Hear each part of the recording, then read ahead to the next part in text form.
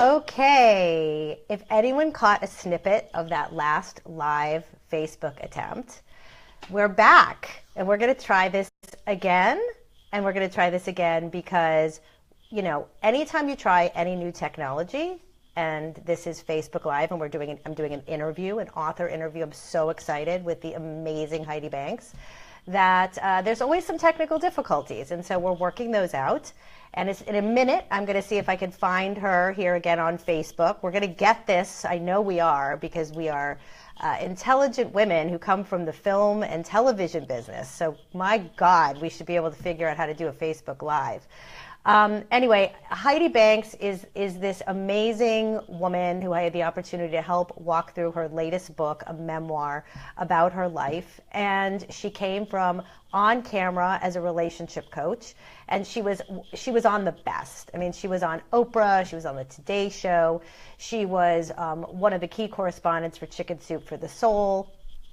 She's done amazing things, and she's also a spiritual gangster. I've seen her. She's gone through the University of Santa Monica and has a degree in spiritual psychology. So she knows what she's talking about when she talks about relationships and spirituality and loving yourself. And, she is someone who sees heartbreak not as a problem, but rather as an opportunity for a spiritual awakening.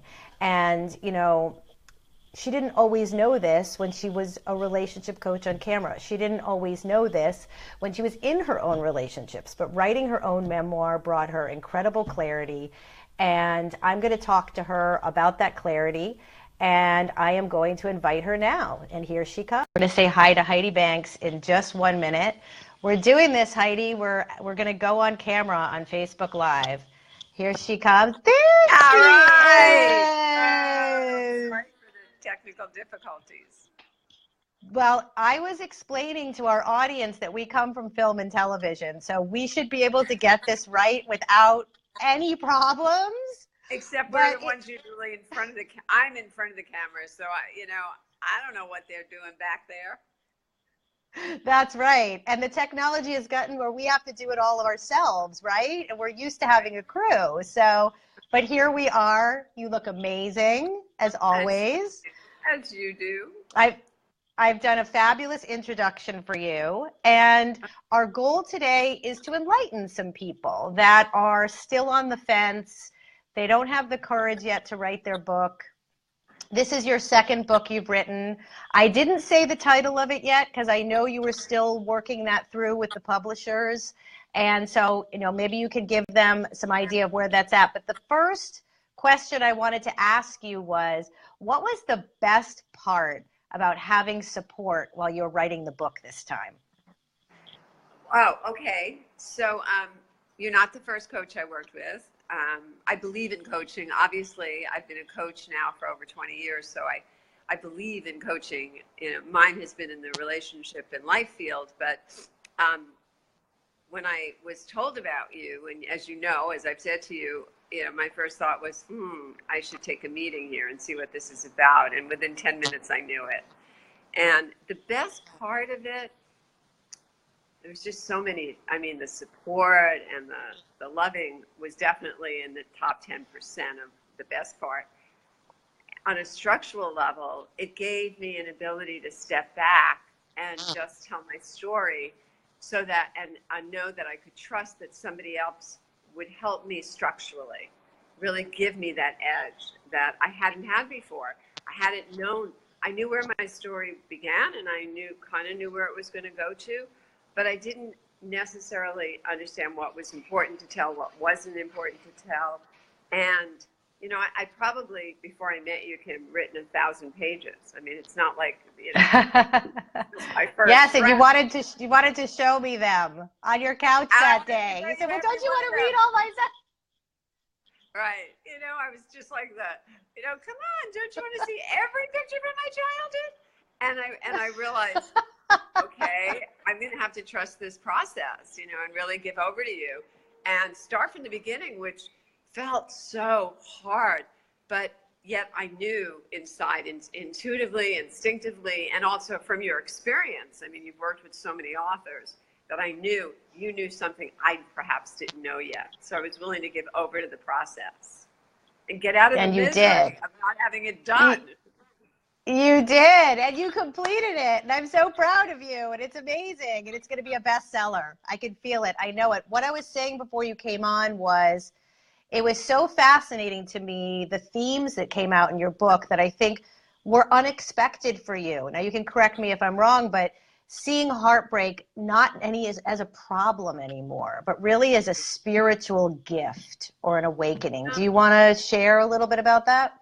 Yeah, I mean, and even more than just a spiritual awakening, because that, we all kind of say, oh, not to make light of it, but I had cancer, what a gift.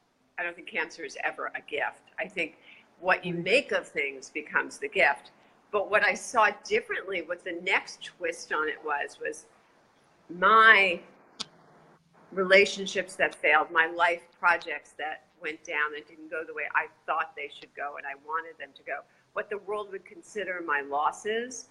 I got to see how each of them was a gateway to my opening to myself and knowing myself, and that in fact I didn't want to bring them on, and I would do anything like any other normal human being to avoid heartache and heartbreak. But I got to see it from the perspective of, wow, I kind of even called some of this stuff in to awaken me up, to get to open my soul up, to see where I was and where I wanted to be, and how much I was missing that mark. And it probably the greatest gift was the amount of forgiveness that came, self-forgiveness towards my life. I got to say, wow, what a journey I've been on. How wonderful, how incredible. And those places where I had judged myself and not really taken care of myself, I was able to look back and go, why would I even judge myself on this stuff? These were adventures that people would beg to have, Right, absolutely. From the kibbutz to having Michael Jackson almost do a project. Very exciting anyway. Nobody even gets that close. Yeah, dream project. And just the relationships, the variety of the romantic relationships you had, and every time one didn't work out, the leaning in until the next one, saying, this is not over. And then your spiritual journey on top of that with your spiritual teacher, which spanned, I think, 30 years, right? 30 years? Over 30 years, until he passed a few years ago. Yeah. So, it's a life lived. I mean, and my life is unique to me, but when I hear other people's story, I love memoir. I love hearing, teaching stories. I love hearing everybody's stories. And I know that's an art form that will never die, that it will continually be a fascination to all of us. Whether it ends up in the printed page or on television or, eventually I'd love to see my book be a TV series or feature film. I don't know how if anybody is going to do it. You will. Well, you don't know. There could be something even bigger out there beyond the theater. It could be some kind of global enterprise, right? Let me ask you this. Let me ask you this. And it's okay if we're getting too honest or too vulnerable, but you went through some things writing this book. You went through, it was emotional for you, and you had some physical stuff come up.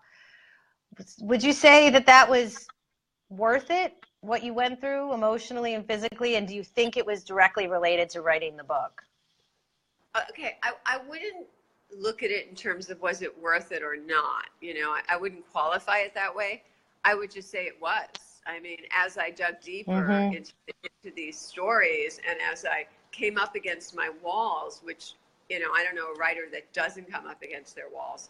I'm somebody that tends to somatize. I take on emotional into my body, and I got really sick at times. I mean, really sick, although you kept me on deadline. I mean, it was somehow, whether it was like, I can't move, I'm in so much pain, I have the worst, whatever was going on, somehow, because you were holding for me, and not in any way like saying you have to do this. There was no have to or shoulds, but holding such a strong energy field for me to get this to completion, that sometimes it was being up at 3 a.m, the night when a chapter was due, and saying, I cannot disappoint myself. I'm going to get this done and push through whatever it is.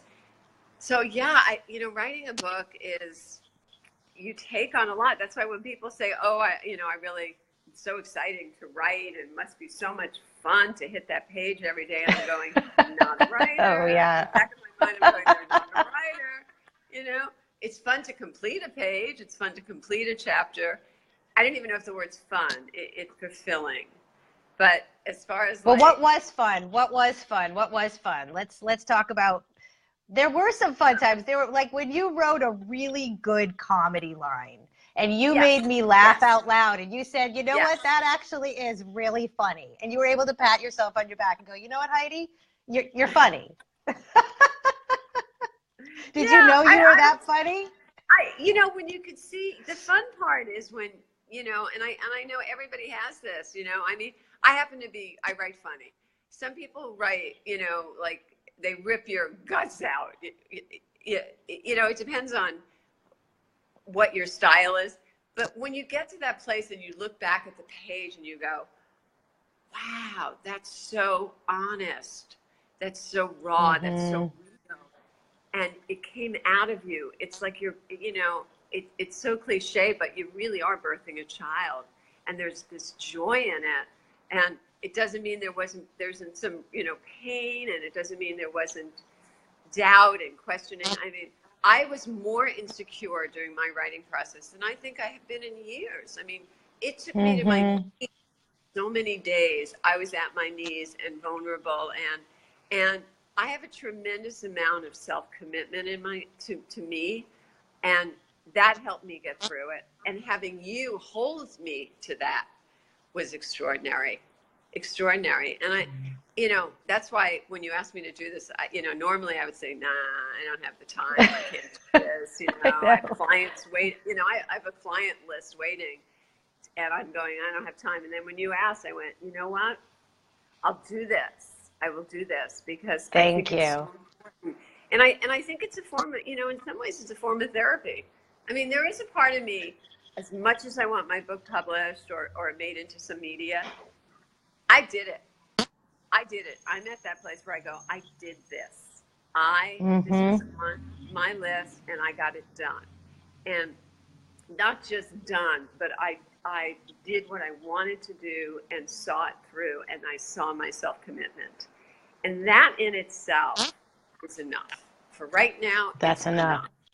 It's enough. Well, tell us what's going on. Tell us what's happening with your book. You were in New York shopping. I was in New York, really shopping for feedback on my writing, and meeting with, I met with some publisher. I met a publisher or two.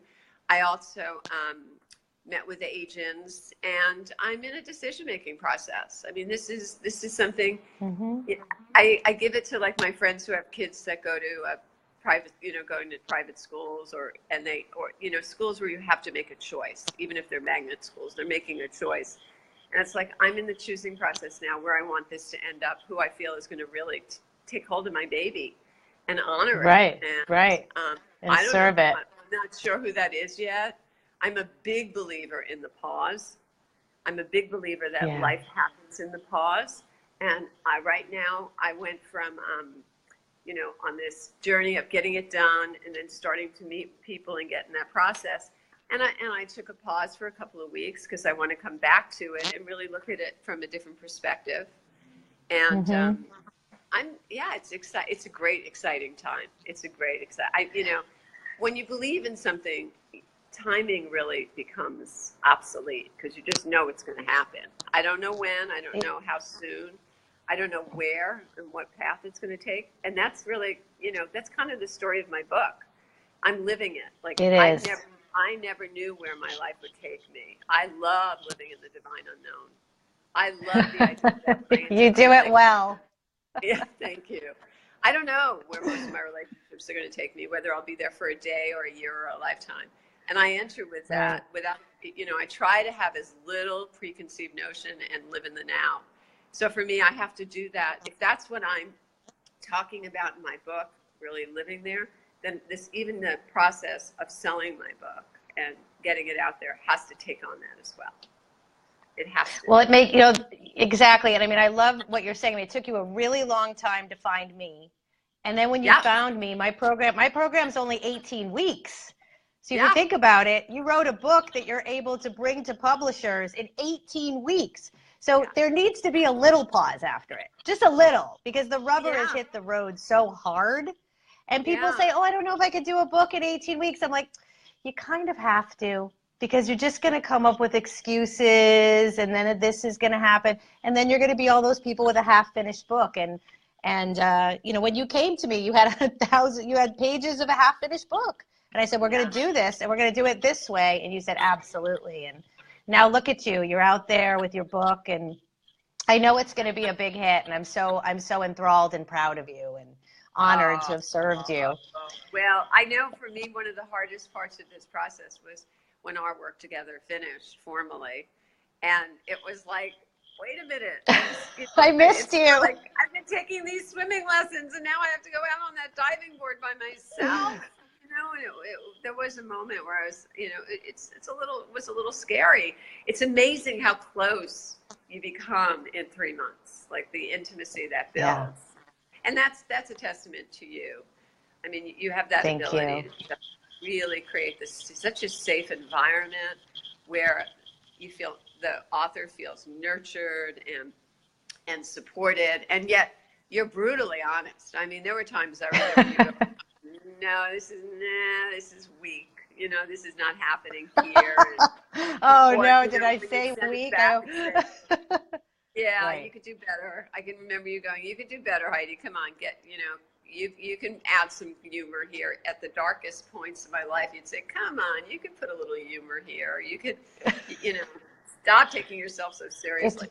And it's great to have somebody else who's like on your shoulder and doing that, And right, right. Every bit of my writing is my writing. I mean, it's not as if I brought in a ghostwriter or a co-writer. I mean, I don't know if people understand the process of having a writing coach, that it's not that you're writing, it's that you are there, when the pitfalls happen and when the explosive moments happen, just to give perspective, support, and your wisdom of working with so many people.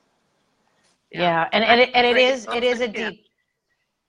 a deep relationship. It is a deep relationship, because stuff comes up that's happened in your life that we are discussing in a different way for the first time. And you don't really know me that well. And then we have these intimate relationships. And I think that's why this type of coaching works really well for people that want to have their voice be as authentic and vulnerable and tremendous as they want it to be in their book. I think if you sign up for just like a weekend book program, or you do like a 1 year, online program, I just don't think it's going to be the same heft. You'll write your book, right. But I don't think it's going to have the depth necessarily. But I did really like when I did one weekend with you. I did 1 day of a weekend because I was booked. Actually giving you liked that. And I really liked it, being in a room with other writers, and how you brought us, it wasn't a huge group. It was, I think there was 8 of us. Yeah. But it was lovely to be with other writers and see, and just go, oh, you're in that same process, or, some were ahead of the process, some were first-time writers, some were, just really very experienced writers. And they're, writing groups, all that stuff, it's like part of it. This is a profession. People think it's a community. And you're in a professional community, and that's what you brought. And I would say thank you. Listening that's really wants to start the dive. I say take the deep dive and just work with you. But if you just want to put your foot in the water, I highly recommend those small workshops. Yeah. Thank you very much. And so we'll look for you to post on social media soon about your book and where we can buy it. And if anyone is interested in my services, they can go to astoryinside.com, and also just, contact me on Facebook or kim@astoryinside.com. And is there anything else you want to say about you and your amazingness? I do. I want to say I love you. Oh, that's what I want to love say. it. I love you. And yeah, just keep doing what you're doing, because it's, I would call it a ministry in the world. You're a Wow. midwife. You are a midwife. You're the doula we all wish we had. That's amazing. I'll use that on my next marketing copy. The doula we wish we all had. I love it. Thank you, Exactly. Heidi. Have a All wonderful right. day. You Talk too. to you soon. Bye. Bye, Bye. everybody.